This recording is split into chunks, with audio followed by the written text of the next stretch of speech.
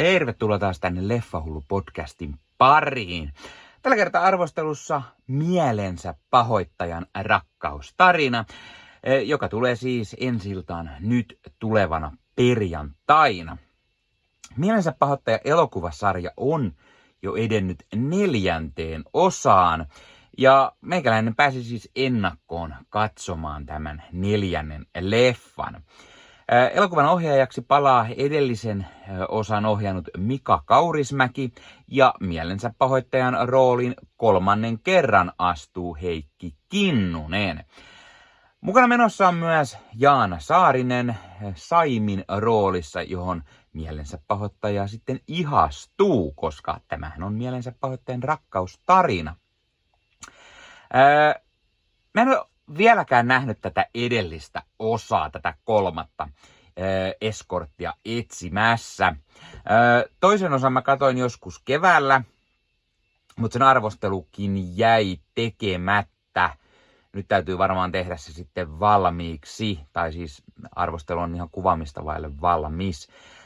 Ja ehkä sitten pitää myös katsoa vihdoin se 3. osa.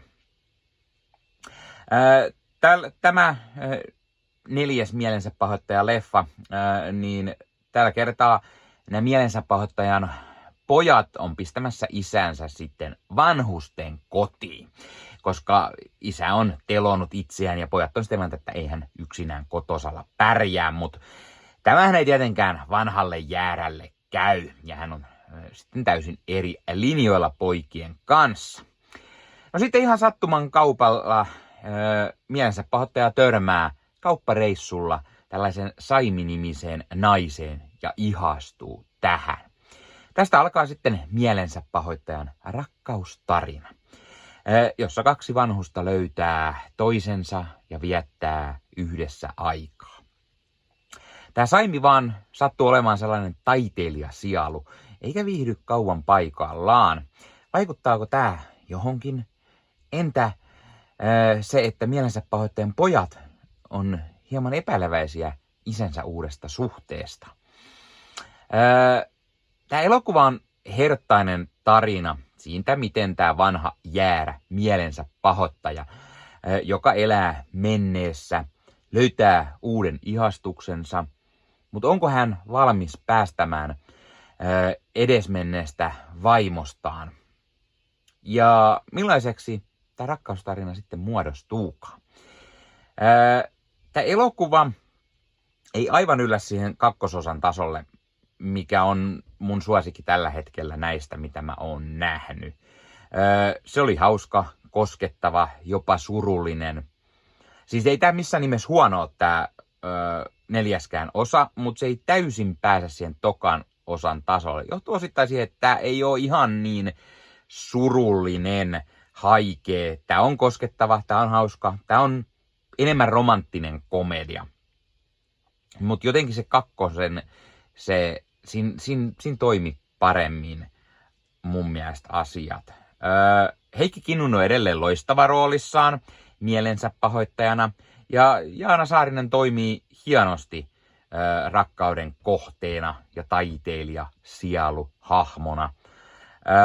Mukaan tulee myös tämän Saimin ystävä Pertti, jota näyttelee Pertti Svedholm. Ja Svedholm on aina hiton mahtava. Siis, vaikka rooli ei olisi välttämättä kauhean iso, niin Svedholm toimii aina mahtavasti ja niin myös tällä kertaa. Ilkka Fors ja Ville Tiihonen palaa mielensä pahoittajan poikien Hessu ja Pekan rooleihin.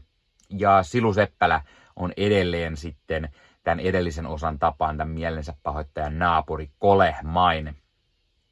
Silu Seppälä toimii varsin hyvin roolissa, mutta ei hän kyllä pääse mitenkään Sulevi Peltolan tasolle, joka oli vaan niin paljon parempi tässä naapurin roolissa.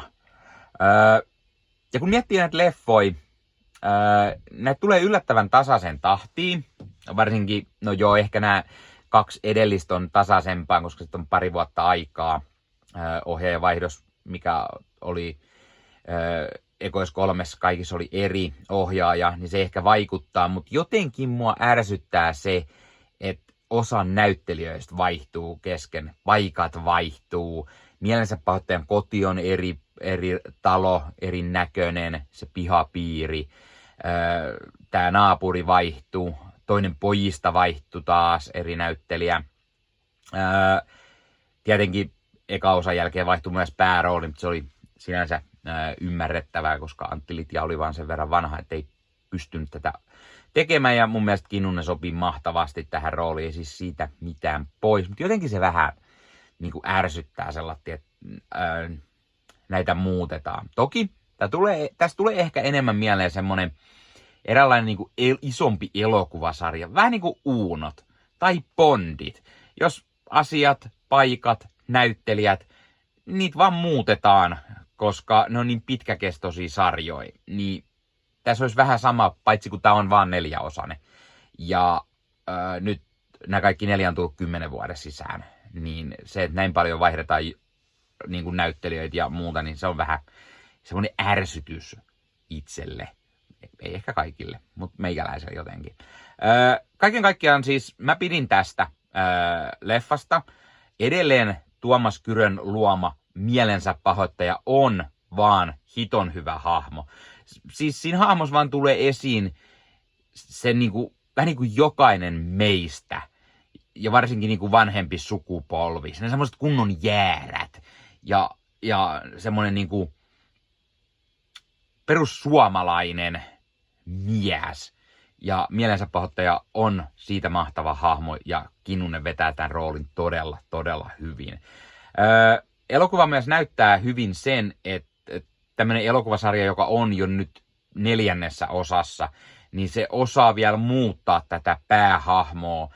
Ja tästä hahmosta tulee entistä samaistuttavampi ja ihastuttavampi.